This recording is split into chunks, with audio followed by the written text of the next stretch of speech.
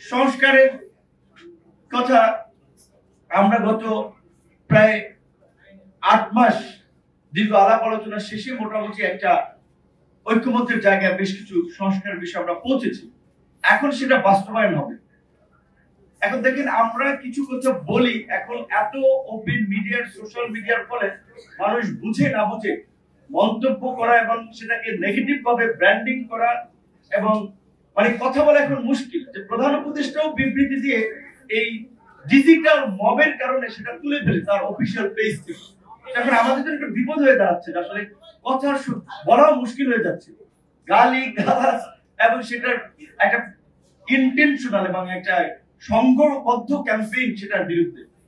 এই মুহূর্তে আমরা ঐক্যমত্য কমিশনের সর্বশেষ আলোচনাটা এরকমই ছিল। এই মুহূর্তে আসলে দুটো ভোটের বাস্তবতা নাই। একটা ভোট সুষ্ঠুভাবে করা যায় কিনা সেটা নিয়ে যথেষ্ট সন্দেহ আছে। আজকে যে আমরা জাতীয় নির্বাচনের কথা বলছি, সেই জাতীয় নির্বাচনে যখন তফসিল ঘোষণা করবে সেই সময় চিত্রটা কি হবে আপনারা যদি একটু চিন্তা করেন। বিএনপির মতো একটা বড় দল, জামাতের মতো বড় দল, আমরা যারা আছি এখন যে অবস্থা দেখতে পাচ্ছি, বিএনপি জামাতের মতো বড় দলগুলো বা মিত্র সংগঠন যারা একসময় ফ্যাসিবাদের বিরুদ্ধে যুগপৎভাবে লড়াই করেছে, ঐক্যবদ্ধভাবে লড়াই করেছে, আজকে তারা একজন আরেকজনের বিরুদ্ধে বলতে গিয়ে বিদ্বেষ ছড়াচ্ছে। আমি শুধু বিদ্বেষ না, সেই পুরানো বলেছেন আওয়ামী বয়ানের অনেক কথাবার্তা আমরা প্রতিষ্ঠিত করে দিচ্ছি আমাদের কথাবার্তার মাধ্যমে। তারা আমাদের মিত্রদের মধ্যে যদি এই ধরনের একটা বিভাজন এবং বিভেদ থাকে, তাহলে নির্বাচন বানচাল করার জন্য কিংবা ফ্যাসিবাদকে ফিরে আসার জন্য অন্যদের তো লাগবে না। সেই জায়গা থেকে নির্বাচনটা একটা নির্বাচন আমরা করতে পারি কিনা সুষ্ঠুভাবে সেটা আমরা ব্যক্তিগত সন্দেহ। পুলিশ ও প্রশাসনে আমরা বারবার বলছি যে তাদের মোরালিটি ডাউন হয়ে গেছে। গত 1 বছরে তাদের মোরালিটি বুস্ট আপ করার জন্য কি পদক্ষেপ নিয়েছে? অনেক টকশো সাংবাদিক আলোচকরা বলেছিল যে আপনারা অন্তত পুলিশে 1000 সদস্য নিয়োগ দেন, 6 মাসের ট্রেনিং করে তাদেরকে নিউ ফোর্সকে আপনারা মাঠে কাজে লাগান, এসআই পদে কয়েক হাজার নিয়োগ দেন, অন্তত তাদেরকে 8-9 মাস ট্রেনিং দিয়ে তাদেরকে যেন এই সময়ের এই প্রেক্ষাপট মোকাবেলায় ব্যবহার করা যায়। এই পুরো প্রশাসনের সেটআপ তো আগের সেটআপ। এমনকি আপনার এই জনপ্রশাসন থেকে শুরু করে মন্ত্রী পরিষদ বিভাগে যাদেরকে নেওয়া হয়েছে, যাদের প্রশাসনের সাথে সম্পৃক্ততা নাই, 10 থেকে 15 বছর আগে যারা রিটায়ার করেছে, 10-15 বছর কি হিউজ গ্যাপ। তারা তো তাদের সহকর্মীদের পালসি জানে না, সেন্টিমেন্টই জানে না। জনপ্রশাসন আমরা দেখেছি, ক্যাবিনেট আমরা দেখেছি, এই সমস্ত লোকদেরকে বসানো হয়েছে। তো তারা কিভাবে প্রশাসন সেটআপ করবে বলেন? তাহলে এই যে দুটো নির্বাচন, অনেকে আমাদের সহকর্মী নাইট যেটা বলেছিল, আমরা সংস্কারের একটা মুভ সেটাকে অনেকে ইন্টেনশনালি অন্যদিকে নিয়ে গেছে। যে এখন আমরা বলছি যে মনে করি যে সুষ্ঠুভাবে জাতীয় নির্বাচন হোক, তার আগে আসলে আরেকটা গণভোট আয়োজনের প্রেক্ষাপট কি আছে? তাহলে এটা নিয়ে যদি আমরা রাস্তায় নেমে যাই, রাস্তায় আন্দোলন সংগ্রাম শুরু করি। মাহবুব ভাই বলেছিল, প্রকাশক মাহবুব ভাই, যে এই সরকার আমাদের সরকার, তারপরেও তাদের প্রতি আমাদের ক্রিটিসিজম থাকবে, কারণ ডক্টর মোহাম্মদ ইউনূস আমাদের সাথেও যে প্রতারণা করেছে তার জন্য অবশ্যই আমরা তার ওপেন সমালোচনা করি। কারণ আজকে তিনি 3টা দলকে এস্টাবলিশ করে যাচ্ছেন, এই ক্যাটাগরি করে দিয়ে যাচ্ছেন, আর আমরা বিসি ক্যাটাগরি হয়ে গেছি। মানে এখানে বিএনপি একাধিকবার রাষ্ট্র পরিচালনা করেছে, তাদের পরামর্শ সরকার নিতে পারে যে কোনো সময়, তাদের সাথে বসতে পারে। কিন্তু জামাত এনসিপি কে কোন ক্যাটাগরিতে তারা 3টা দল হিসেবে এস্টাবলিশ করে এই ক্যাটাগরি করে যাচ্ছে? এদিকে ডক্টর ইউনূস পারেন, বরঞ্চ ডক্টর ইউনূসকে যখন এই 1 তলা থেকে 8 তলা লিফটে শেখ হাসিনা হেঁটে হেঁটে উঠাচ্ছিলেন, আমরা প্রতিবাদ করেছি। আমরা তো সেদিন ইউনূস সাহেবের কাছে কোনো সুযোগ সুবিধার জন্য চাইনি। আন্দোলনে কি জুনায়েদ সাকি আমাদের কন্ট্রিবিউশন কম আছে? আমরা লাঞ্ছিত কম হয়েছি? তো সরকার কেন এই ক্লাসিফিকেশনটা করলো? তাহলে আমাদের সাথে প্রতারণা করেছিলাম। আমাদের যে বিশ্বাস, শ্রদ্ধা, ভক্তি নিয়ে আমরা তার প্রতি আস্থা রেখেছিলাম, আজকে 1 বছরের শেষ দিকে তিনি কোন দিকে নিয়ে যাচ্ছেন? আমরা তো শঙ্কায় আছি। আজকে যদি আবার কোনোভাবে দেশে একটা অন্যরকমের পরিস্থিতি তৈরি হয়, ওই জুলাইয়ে যেমন রিমান্ডে আমাদেরকে ঝুলাইছিল, ঝুলাবে তো আমাদেরকে। ইউনূস সাহেবদের গায়ে টাচ করবে না। উপদেষ্টা পরিষদ নাহিদ যেটা বলেছে, তারা সেফ এক্সিট ঠিকই পাবেন, 111 পেয়েছিলেন না? তো সেই জায়গা থেকে আমরা এখনো সংকটের মধ্যে আছি। এই সংকট থেকে উত্তরণে আমাদের একটা নির্বাচনের দিকে যেতে হবে। এসএন ভাই এখানে আরো একটা লেখা আছে যে আপনার নির্বাচনে আপনার প্রথম ছিল যে এই সকল অনিশ্চয়তা দূর করতে পারে প্রধান উপদেষ্টার সিদ্ধান্ত। সেটা ছিল বিএনপির ভারপ্রাপ্ত চেয়ারম্যান জনাব তারেক রহমানের সাথে লন্ডনের বৈঠকের আগে বোধহয় লেখাটা ছিল। তো এটা ঠিক যে ওই বৈঠকের পরে কিছুটা রাজনৈতিক ভাবে একটা আস্থা বা স্থিতিশীলতা নির্বাচন সম্পর্কে একটা মানুষের একটা পরিষ্কার ধারণা হয়েছিল যে ফেব্রুয়ারিতে বোধহয় ইলেকশন হচ্ছে।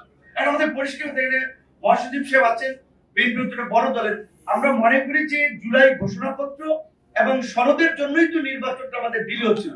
এখন ঘোষণাপত্র শেষ হয়েছে, সনদ শেষ হয়েছে, নির্বাচন নতুন বছরই হওয়া উচিত এবং জানুয়ারি মাসে হওয়া উচিত, ফেব্রুয়ারির জন্য অপেক্ষা করার দরকার নেই। নির্বাচনের জন্য মনে হয় আমরা ফেব্রুয়ারিতে প্রধান উপদেষ্টা করতে চেয়েছি না, আমরা যাকে বলতে পারি যে এখন জানুয়ারিতে সম্ভব। কারণ নির্বাচন যত ডিলে হবে তত আপনার এই বিচার বলেন, সংস্কার বলেন, এগুলো নিয়ে আরো ঘোলাটে পরিস্থিতি হচ্ছে। সংস্কার তো আমরা সবাই চাই, কে না চাই। সেক্ষেত্রে আমরা অন্যান্য রাজনৈতিক দলগুলোর প্রতিও আমাদের আবেদন থাকবে যে সংস্কারের মানে এজেন্ডাকে সামনে রেখে আমরা যেন হীন উদ্দেশ্য স্বার্থের জন্য আমরা যেন নতুন করে একটা রাজনৈতিক বিভাজন, একটা সংকটের দিকে দেশকে ঠেলে না দিই। এই মধ্যে দুটো ভোটের বাস্তবতা নেই, জাতীয় নির্বাচনের দিকে আমাদের ফোকাস করা উচিত। এবং এই জুলাই সনদ একই দিনে দুটো ভোটের কথা আলোচনা হয়েছে। দেখেন এই যে সমস্ত পণ্ডিত মানুষগুলো জুলাই সনদ এখন ভোটের কথা বলছে, বিএনপি যদি গণভোটে এটা না চায়, মানে এখন জাতীয় নির্বাচন তো বাধাগ্রস্ত হবে, এটার ফলে অনেকে ধারণা করতেছে, বিএনপি যদি না চায়, জাতীয় পার্টি আওয়ামী লীগ এই ফ্যাসিবাদী শক্তি তো জুলাইয়ের পক্ষে না, গণভোটে কি এইটা গৃহীত হবে? গণভোট কি জয়লাভ করবে? তাহলে এই যে আমরা একটা রং স্ট্র্যাটেজি নিয়ে শুধুমাত্র মিডিয়ায় কিংবা মানুষকে একটা আইওএস দেওয়ার জন্য, একটা ব্লাফ দেওয়ার জন্য যে সমস্ত কথাবার্তা বলছি এবং সেটা নিয়ে একটা কর্মসূচি দাঁড় করাচ্ছি, একটা হইচই করছি, এগুলো কি বুঝে করছে না বুঝে করছে আমরা বুঝি না।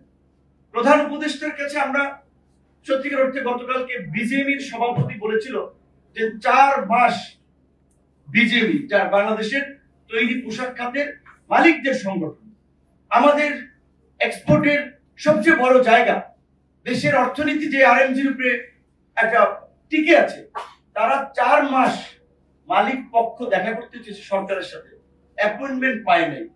অথচ সোকরা ফোকরা কতজন প্রধান উপদেষ্টার সাথে দেখা করে দেয়, এমনকি বিদেশি ডেপুটি হাই কমিশনার যারা বাংলাদেশের আপনারা বলতে পারেন যে এই সিনিয়র সহকারী সচিব পদমর্যাদা জুনিয়র কর্মকর্তা, তাদের লেভেলের বিদেশিরাও এসে প্রধান উপদেষ্টার সাথে ঘন্টার পর ঘন্টা মিটিং করে যায়। আর আমাদের অর্থনীতির চাকাকে যারা ধরে রাখছেন, ব্যবসা বাণিজ্য শিল্প কারখানা, তারা 4 মাস সময় পান না। এমনকি আমরাও অনেক ক্ষেত্রে মতামত দিতে গেলে সেক্ষেত্রেও অনেক ক্ষেত্রেই 3 দলকে ডেকে বিএনপির সাথে অন্যদেরকে মিলালে হবে। আপনি কি প্যারালাল করতে চাচ্ছেন যে তারা বিএনপির প্যারালাল? এটা কি বাস্তব? তাহলে আপনারা এই যে প্রতারণা করছেন, এর জন্য আপনাকে জবাবদিহি করতে হবে। সর্বশেষ একটা কথা বলে শেষ করব, এটা কথা বলার কথা না, তারপর বলতে হচ্ছে যে আমরা আওয়ামী ফ্যাসিবাদের বিরুদ্ধে আন্দোলন সংগ্রাম করলাম, বারবার রক্তাক্ত হয়েছি। মির্জা ফখরুল সাহেব আপনার নিশ্চয়ই মনে আছে অনেক মিটিং এ বলেছিল যে আমাদের তরুণরা কোথায়, আমাদের তরুণদেরকে বেরিয়ে আসতে হবে, তরুণদেরকে দেশের জন্য রাজপথে নামতে হবে। সেই তরুণদেরকে রাজপথে নামানোর জন্য, তরুণদের চৈতন্য বোধ জাগ্রত করার জন্য আমরা রক্তাক্ত হয়েছি, আমরা লাঞ্ছিত হয়েছি, নিগৃহীত হয়েছি, কিন্তু আমরা হাল ছাড়িনি। এই পরিবর্তনের পরে কি পেলাম? সেই ফ্যাসিবাদের চেয়ে নির্মম নিষ্ঠুর ভাবে আক্রান্ত হয়েছি ডক্টর ইউনূসের সরকারে। আমি আজকে বলছি যেখানে যে আমি সিনিয়র রাজনীতির সাক্ষী রেখে যেদিন জুলাই সনদ স্বাক্ষর হয়েছে, সেদিনও মির্জা ফখরুল আলমগীর সাহেবের উপস্থিতিতে প্রধান উপদেষ্টাকে বলেছিলাম, শেখ হাসিনার আমলেও এইভাবে আক্রান্ত হই নাই, আপনার সরকারের আমলে যেভাবে আক্রান্ত হয়েছি। আপনারা বিচার বিভাগীয় তদন্ত করেছেন, এই ঘটনার বিচার করতে হবে, অন্যথায় এই ঘটনা অনেকের সাথে ঘটবে। কাজে আমরা চাই যেমনি ভাবে এই মানবতা বিরোধী অপরাধের কারণে 15 জেনারেলকে বিচারের মুখোমুখি করা হয়েছে, সমস্ত জল্পনা কল্পনা অবসান ঘটিয়ে। কারণ অনেকে মনে করছে যে আর্মির লোক, তাদেরকে হ্যান্ডকাপ করানো যাবে না, জেলে নেওয়া যাবে না। কেন ভাই? এই প্রায় 2 লক্ষ 1.5 লক্ষ আর্মির প্রতিনিধিত্বকে 15 জন কালপ্রিট করে তো আর্মিকে কলঙ্কিত করেছে। যে রানিং জেনারেলরা, সার্ভিং অফিসাররা বরঞ্চ তাদের বিচার দাবি করছে। সুতরাং এই 29শে অগস্টের ঘটনা যারা ঘটিয়েছে, তারা এর সাথে যারা জড়িত, তাদেরকে অবশ্যই বিচারের মুখোমুখি করতে হবে। অন্যথায় আমরা উপদেষ্টাদেরকে এবং প্রধান উপদেষ্টাকে একটা কথাই মনে করিয়ে দিয়ে শেষ করতে চাই, শেখ হাসিনার মতো প্রভাবশালী শক্তি, ভারতের মতো একটা উদীয়মান সুপার পাওয়ারের সমর্থন থাকার পরেও কিন্তু পালিয়ে যেতে হয়েছে। বাংলাদেশ দেশের প্রধান বিচারপতি ক্লিন শেভ করে আপনার মানকি টুপি পরে কিন্তু এখান থেকে পালিয়ে গেছে, বাইতুল মোকাররমের ইমামও। এই তরুণদের একটা অংশের প্রতিনিধিত্ব আমরা করি। এখানে আরেকটা কথা আছে যে এহসান ভাই লিখেছেন, এই কথা অনেকে বলে না যে ছাত্র ঐক্যে ফাটল কেন। যে ছাত্র তরুণরা নিঃশর্ত ভাবে আন্দোলন সংগ্রাম করেছে, আমরা সাকিব ভাই বলেছি, একাধিক মিটিং এ প্রধান উপদেষ্টাকে বলেছিলাম, এনসিপি বা এই কি বাক্সাস বৈষম্য বিরোধী ছাত্রদের লেন্স দিয়ে আপনি গোটা ছাত্র সমাজকে দেখবেন না। ছাত্রদল একটা বড় সংগঠন, শিবির একটা সংগঠন, ছাত্র অধিকার, ছাত্র ফেডারেশন, ছাত্র ইউনিয়ন, এরকম অনেক ছাত্র সংগঠন আছে। আপনি ডাকেন না সব ছাত্র সংগঠনের নেতাদের একদিন চা খান। আপনি তো বাইরের ইউনিভার্সিটি গেলে ফরেনের স্টুডেন্টদের সাথে, ইয়ুথদের সাথে গল্প করেন, সোশ্যাল বিজনেস নিয়ে ইন্টারাকশন করেন, সেমিনার করেন। তো দেশের তরুণদেরকে আপনি একটা দিন ডেকেছেন, শুধু এনসিপির ওই গুটি কয়েক ছেলেদেরকে এম্পাওয়ার করেছেন, আর গোটা ছাত্র সমাজকে আপনি বিচ্ছিন্ন করে দিয়েছেন, ছাত্র সমাজের সাথে প্রতারণা করেছেন, তাদের অবদানের প্রতি আপনি অসম্মান দেখিয়েছেন। এহসান ভাই যেটা বলেছিল যে ছাত্রকে ফাটল কেন, ফাটল ডক্টর ইউনূস ধরিয়েছে, ফাটল এই সরকার ধরিয়েছে। এনসিপি বা এই বৈষম্য আন্দোলন একটা কিংস পার্টি করতে গিয়ে সবাইকে এক্সক্লুড করে দিয়েছে।